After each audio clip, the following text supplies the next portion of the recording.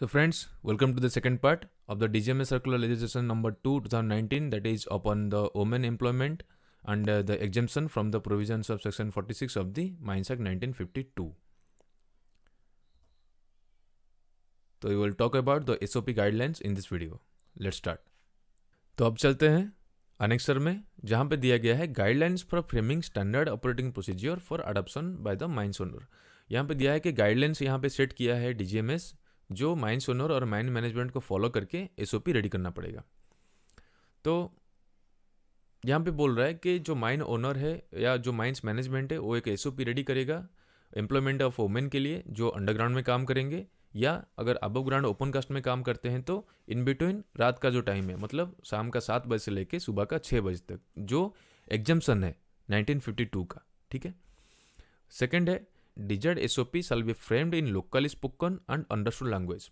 मतलब जो भी एसओपी आप रेडी करिएगा इंग्लिश में, उसको आपको मेजोरिटी जो पर्सन्स होते हैं जिसको भाषा समझ में आता है उसी भाषा में वहाँ पे आपको बना के रखना पड़ेगा और बना के दिखाना पड़ेगा, ताकि सबको समझ में आए कि ये क्या बोलना चाह रहा है।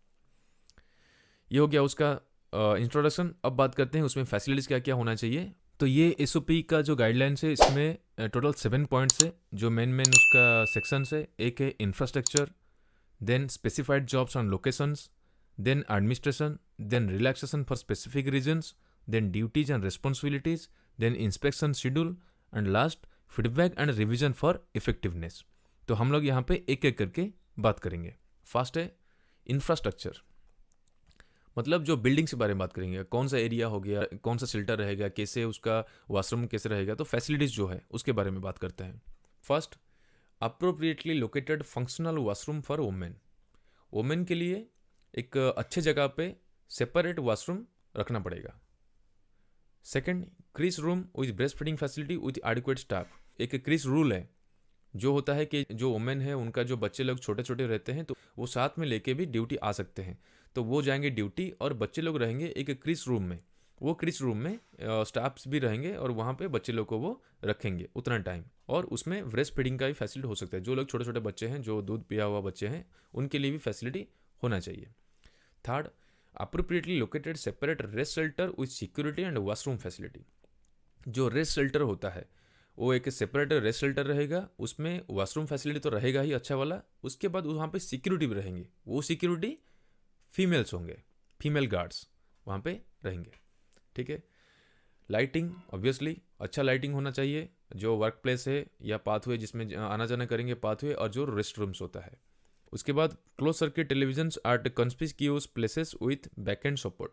मतलब सीसीटीवी आपको लगाना है जहाँ पे क्लीन जगह है या खुला जगह, या जो अच्छी तरह से आपको दिख पाए, जहाँ पे आप बैठ के ऑब्जर्व कर सकते हैं, तो उसी टाइप का एरिया में आपको सीसीटीवी लगाना पड़ेगा विथ बैकएंड सपोर्ट। मतलब ये बैकएंड का मतलब होता है कि उसका रिकॉर्डिंग प्रोविज़न होना चाहिए, वो रिकॉर्ड हो पाए, और वहाँ पे एक स्टाफ रहेगा एक रूम में जहाँ पे वो मॉनिटर रहता है, वो ऑब्जर्व कर पाए। उसके बाद phone sensors and emergency alarm at work places, pathways and restrooms with inbuilt system for effective response. जहाँ पे वोमेन काम करते हैं, जो रास्ता है और रेस्टरूम्स होता है, वहाँ पे फ़ोन सेंसर्स या इमरजेंसी अलार्म का आपको प्रोविज़न देना पड़ेगा, ताकि कुछ भी वहाँ पे उनको कुछ बोलना है या कुछ इमरजेंसी सिचुएशन ऐसा कुछ अराइज हुआ तो एटलीस्ट वो आपको बता सकते हैं और आप यहाँ पे इफेक्टिव रिस्पॉन्स उनको मिल सकता है। Next, display at conspicuous space in local language the penal sequence of the sexual harassment at workplaces and other constituting an internal complaints committee under the Sexual Harassment Act। अच्छे जगह पे जहाँ पे सबको दिख सकता है वैसे जगह पे आपको डिस्प्ले लगाना पड़ेगा, डिस्प्ले बोर्ड, जहाँ पे आपको दिखाना पड़ेगा कि अगर कोई भी वुमेन वहाँ पे सेक्सुअली हरास्ट होते हैं वर्क प्लेस में, तो अगर जिसके द्वारा होगा उसके लिए क्या पेनल्टी हो सकता है। और इंटरनल कंप्लेंट कमेटी, ये एक चीज़ है, वो एक बनता है जहाँ पे वुमेन काम करते हैं उनके लिए एक कमेटी बनता है, उसको बोलते हैं इंटरनल कंप्लेंट कमेटी। तो वो उसका जो ऑर्डर होता है सेक्सुअल हरासमेंट के ऊपर, उनका जो ऑर्डर होता है वो वहाँ पे डिस्प्ले में होना चाहिए, ताकि सबको समझ में आए कि इसका इंपॉर्टेंस क्या है। Next, first aid rooms with female nurse, उनके लिए फास्ट एड रूम भी होगा उस विथ फीमेल नर्स, वहाँ भी लेडीज नर्स रहेंगे। Next, separate transportation facility through GPS enabled vehicle having female guards for transporting women from home to workplace and back during night, and also for transportation to respective work places wherever such provisions exist for other workers. मतलब अगर women आपके mines में काम कर रहे हैं, उनको अगर नाइट शिफ्ट दिया गया है तो उनका घर से लाना और फिर से घर में लेके छोड़ना, उसके लिए एक सेपरेट ट्रांसपोर्टेशन फैसिलिटी, उनके लिए एक सेपरेट व्हीकल आपको देना पड़ेगा जो जीपीएस एनेबल्ड हो, और उनके लिए भी जो गार्ड रहेंगे उसमें वो भी फीमेल गार्ड्स हो। ठीक है, अगर वो वर्क प्लेस में भी जाते हैं तो उसके लिए भी वो फैसिलिटी दिया जा सकता है, लेकिन अगर वर्क प्लेस में उन वुमेन के लिए ऐसा कुछ प्रोविज़न जो जीपीएस एनेबल्ड हो या फीमेल गार्ड्स हो, अगर ऐसा कोई प्रोविज़न वहाँ पे करने का चांसेस नहीं है तो वहाँ पे नहीं देने से भी चलेगा, लेकिन उनको जहाँ पे हो सकता है वहाँ पे आपको देना पड़ेगा। Next, arrangements for providing prior intimation of extreme weather condition at work places. आपको पहले से उनको इन्फॉर्मेशन देना पड़ेगा अगर वर्क प्लेस में कुछ एक्सट्रीम वेदर कंडीशन है, अगर बहुत ख़राब कंडीशन है वेदर का, तो उसको आपको पहले से उनको इन्फॉर्मेशन देना पड़ेगा। तो ये हो गया पार्ट ए में जो इंफ्रास्ट्रक्चर्स में आ रहा है। ठीक है, अब चलते हैं बी में कि स्पेसिफाइड जॉब्स और लोकेशंस। उसमें क्या बोल रहा है कि identifying work places and jobs on the basis of location, physical and mental strength required and suitability of work environment for women's health including reproductive health। तो यहाँ पे बोल रहा है कि जो भी वुमेन आपके माइंस में काम कर रहे हैं उन लोग को पहले आपको आइडेंटिफाई करना पड़ेगा कि किसका स्ट्रेंथ क्या है, उसका फिजिकल मेंटल स्ट्रेंथ कैसा है, उसके कहाँ कहाँ ये कोई काम कर सकता है कि नहीं कर सकता है, उसके बेसिस पे आपको सिलेक्ट करना पड़ेगा कि कौन सा वुमेन कहाँ पे काम कर सकता है, ताकि जो भी जहाँ पे काम करे अच्छी तरह से वो काम कर पाए और उनका हेल्थ ठीक ठाक रहे। ठीक है, सेकंड है providing information about hazards associated with respective works and necessitating written consent from the women employees before deployment. मतलब आपको इन्फॉर्मेशन पहले से उनको प्रोवाइड करना पड़ेगा कि जो भी वर्क प्लेस में उनको आप भेज रहे हैं वो वर्क प्लेस कैसा है, कितना हजार्डस है, कितना डेंजरस है, और उसके बाद उनका एक कंसेंट लेना पड़ेगा। वहाँ पे काम करने से पहले वहाँ पे एक साइन करके वो जाएंगे कि okay I am ready to work in this conditions और इन दिस हजार्डस सिचुएशंस। तो वहाँ से उनका कंसेंट लेके ही उनको जॉब में छोड़ना पड़ेगा। ये हो गया बी में। सी में क्या आएगा, एडमिनिस्ट्रेशन। उसमें क्या है कि जेंडर न्यूट्रल एडमिनिस्ट्रेशन। तो आपका जो मैनेजमेंट है वो जो वहाँ पे कंट्रोल करता है, वहाँ पे कोई भी अंतर नहीं होना चाहिए कि ये मेल है या फीमेल है। Second, performance based transparent evaluation system for promotion, job allocation and deployment. वहाँ पे जो हम लोग का हर साल इवैल्यूएशन होता है कि ये सालों भर कैसे काम किया, उसको बोलते हैं परफॉर्मेंस बेस्ड इवैल्यूएशन। तो वो ट्रांसपेरेंट रखना पड़ेगा कि जो भी वुमेन काम कर रहा है, कौन सा एरिया में काम कर रहा है, कैसे काम कर रहा है, उसी के बेसिस में उसका प्रमोशन होता है। तो वो जो प्रमोशन है वो ट्रांसपेरेंट रहेगा, उसका इवैल्यूएशन कौन सा ग्रेड है उसको मिलेगा, वो भी आपको ट्रांसपेरेंट रखना पड़ेगा। Third, notifying sexual harassment at workplace as misconduct in service rules with provision for rapid closure of cases and stringent penalties। मतलब अगर कोई भी वुमेन वहाँ पे वर्क प्लेस में सेक्सुअली हरास्ट होता है तो इमीडिएट जो भी पर्सन उसमें इन्वॉल्व है उसको इमीडिएट एक्शन लेना पड़ेगा एडमिनिस्ट्रेशन को, और वहाँ पे उसको बेस स्ट्रिंजेंट पेनल्टीज देना पड़ेगा, उसको एकदम स्ट्रिक्ट पेनल्टी देना पड़ेगा ताकि, और वो केस जो है वो रैपिडली क्लोज करना पड़ेगा, बहुत जल्दी उसको क्लोज करना पड़ेगा। ऐसा नहीं कि उसको आगे बढ़ाते जाइए वो केस चल ही रहा है, ऐसा नहीं। अगर केस ऐसा कोई होता है उस टाइप का तो उसको इमीडिएट आपको क्लोज करना जरूरी है। Next, constitution of internal complaints committee and framework for addressing complaints of sexual harassment in confidence. ठीक है, तो वहाँ पे एक इंटरनल कंप्लेंट्स कमिटी बनाना पड़ेगा आपको, जिसको बोलते हैं ICC.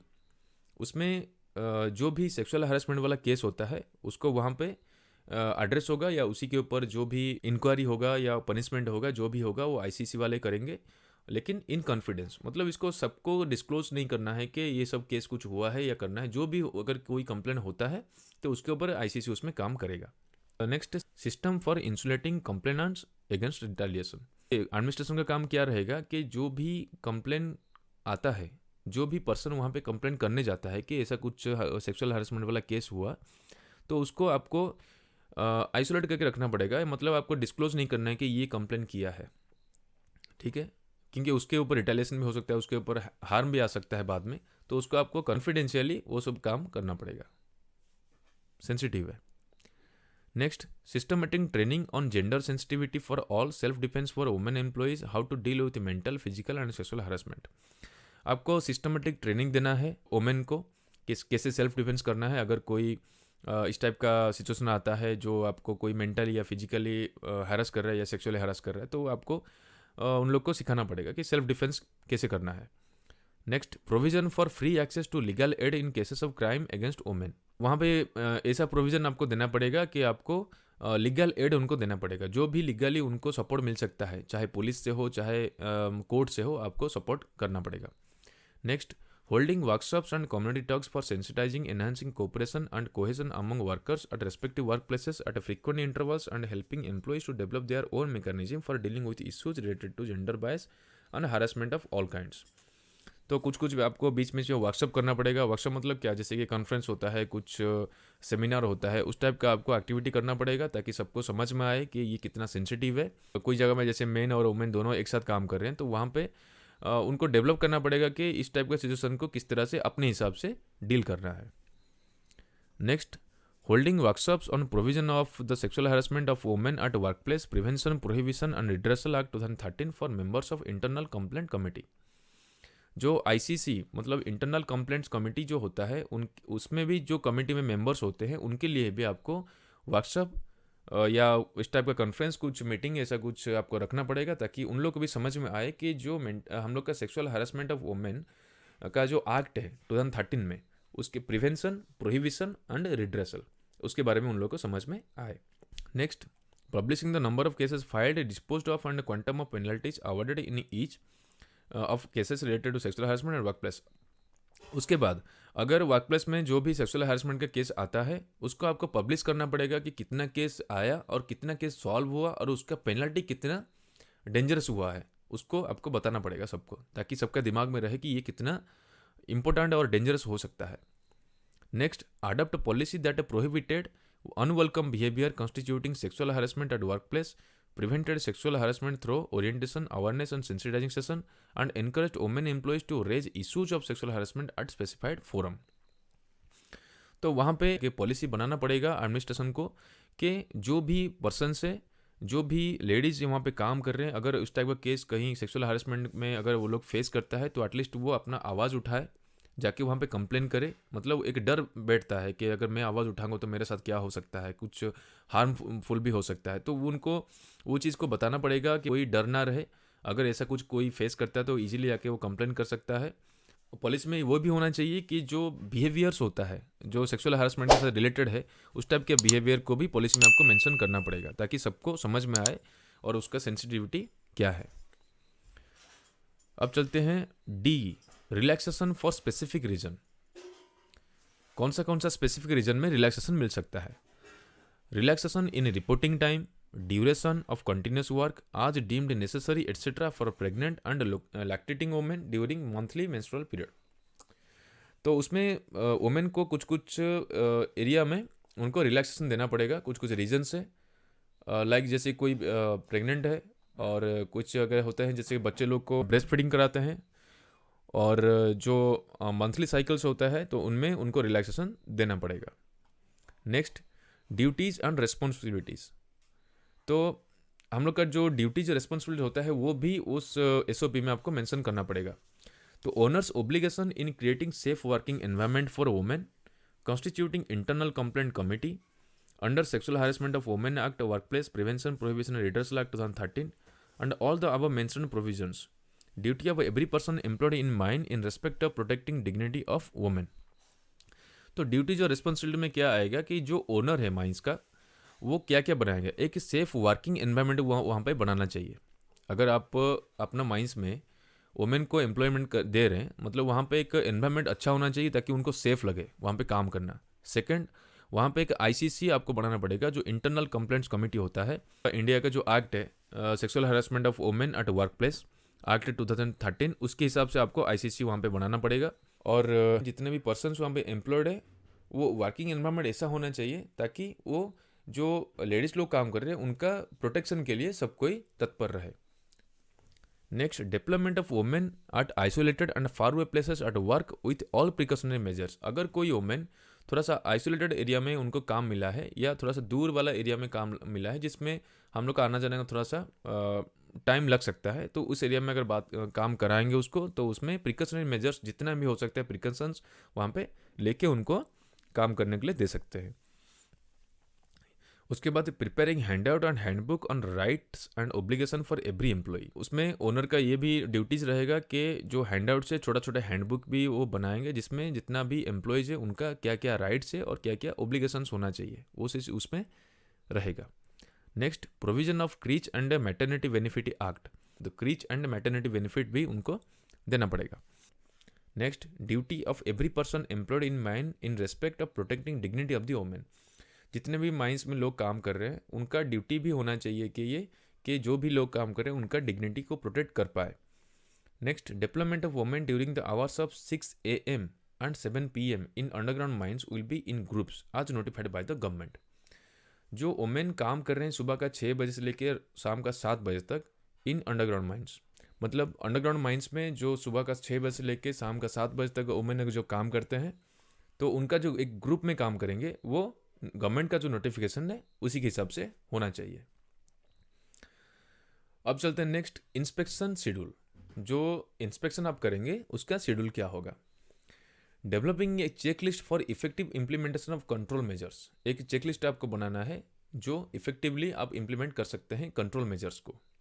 Second, inspection by top management. Top management उसमें आके इंस्पेक्शन कर सकता है। Inspection by managements of sister concern और फ्रेंडली नेबरहुड। एक ओनर है, उसका अगर दूसरा माइंस है या कोई दूसरा ओनर का जो माइंस होता है आसपास में, उसका मैनेजमेंट भी आके इंस्पेक्शन कर सकता है। Next, inspection by regulatory agencies of the state and central government. State और सेंट्रल गवर्नमेंट का जो एजेंसीज होता है उनके द्वारा भी इंस्पेक्शन आपको कर सकते हैं। The employer shall send a fortnightly report to regional inspector of mines about the details of women employees engaged in mines and shall also report occurrence of any unwanted incident related to the women employees to the inspector of mines and local police station as well। मतलब जो regional inspector mines है उसके पास हर 15 दिन में एक report जाएगा, जो भी वोमेन लोग वहाँ पे काम करें उनका सारा डिटेल्स वो देगा मैनेजमेंट, ठीक है, या एम्प्लॉयर जिसको हम लोग बोलते हैं।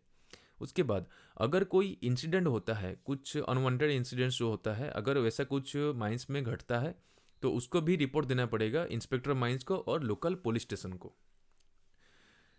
Again, the regional inspector and chief inspector shall ensure strictly compliance of the provisions of SOPs framed by the employer in reference to the women employees through inspection from time to time and take appropriate action against the mine owner or mine management for non-compliance। तो उसमें क्या है कि जो regional inspector है या जो chief inspector mines है वो टाइम टू टाइम जाके वहाँ पे इंस्पेक्शन करेगा कि जो भी एसओपीज ओनर बना के उन पे वहाँ पे डिपॉजिट किया है वो आज पर एसओपी में वहाँ पे काम हो रहा है कि नहीं हो रहा है। अगर कंप्लाइड है तो ओके, अगर कंप्लाइड नहीं है तो उसके ऊपर वो प्रॉपर एक्शन भी ले सकते हैं। Next, G, feedback and revision for the effectiveness. Arrangements for feedback from the women employee at a regular interval and review of existing infrastructure and other facilities for safe employment. Next, provision for risk assessment in case of change in working condition. तो वहाँ पे क्या है कि जो women लोग काम कर रहे हैं उनका टाइम टू टाइम फीडबैक लेना पड़ेगा कि किस तरह से आप यहाँ पे काम हो रहा है, किस तरह का और इम्प्रूवमेंट हो सकता है, जो भी फैसिलिटीज़ वहाँ पे ओनर आपको दिया है वो सही है कि नहीं, या कहीं कुछ गड़बड़ है तो उसको वहाँ पे उनका फीडबैक से पता लग जाएगा और उसी के फीडबैक से ऊपर में ही एक्शन होगा या काम होगा। नेक्स्ट, रिस्क असेसमेंट होगा। अगर कहीं नया जगह पे काम करने के लिए उनको भेजा जा रहा है या कहीं वर्किंग कंडीशन उनका चेंज हो गया तो वहाँ पे रिस्क असेसमेंट होगा, उसके बाद उन लोग को वहाँ पे डिप्लॉयमेंट किया जाएगा। तो फ्रेंड्स, ये हो गया टोटल जो गैजेट नोटिफिकेशंस है और टोटल जो एसओपी का स्टैंडर्ड्स है। अब अगर हम लोग एग्जामिनेशन पर्सपेक्टिव में बात करेंगे तो इसका वो नोटिफिकेशन का और जो एसओपी का सारा लाइन एक एक क्वेश्चन हो सकता है। तो फ्रेंड्स, जो भी एसओपी है स्टैंडर्ड्स है उसको अच्छी तरह से उसको पढ़ लीजिए, और जो गैजेट नोटिफिकेशन है फॉर ओपन कास्ट और या अबव ग्राउंड एम्प्लॉयमेंट और for underground employment that is more important, तो उसको थोड़ा सा आप अच्छी तरह से देख सकते हैं। सो फ्रेंड्स, इस वीडियो में इतना ही।